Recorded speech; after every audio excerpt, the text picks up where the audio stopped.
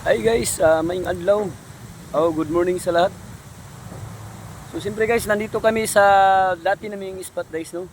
So naghunting kami, kasama ko si Boy Tams. So ayan lang nahuli namin ngayon, no.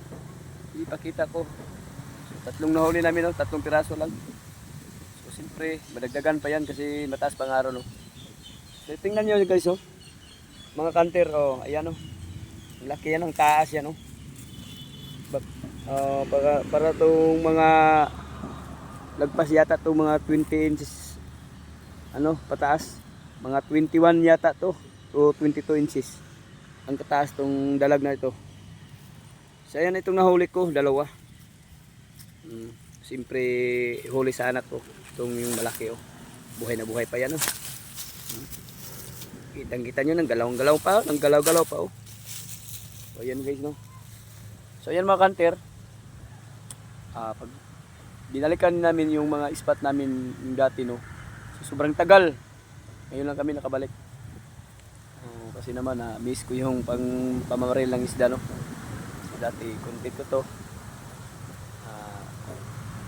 Para lang para lang namin na pang-ulam mamaya o pang-binta. So may nagsabi sa akin na dito daw lininis daw na kinuha ng yung mga water lily. Matagal na to yung water lily dito. So ngayon, napakalinis na, oh. Ayan, oh. Malapit lang to sa daanan. Oh. So dun pataas yan.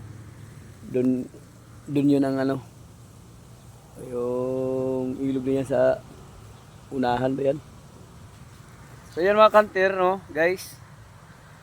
Siyempre, ang aga pa ngayon.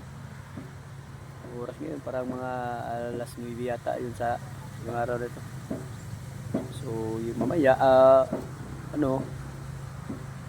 mga hapon kami uwi, mga alas 3 alas 4 pag dami na mga huli namin. So ito yun, no. Ulitin ko. So yung baril ko, oh. Ito lang ako, nagsisilong lang ako kasi sobrang init. Napakainit. Ayun ang lang ito. Sobrang init guys. Wala.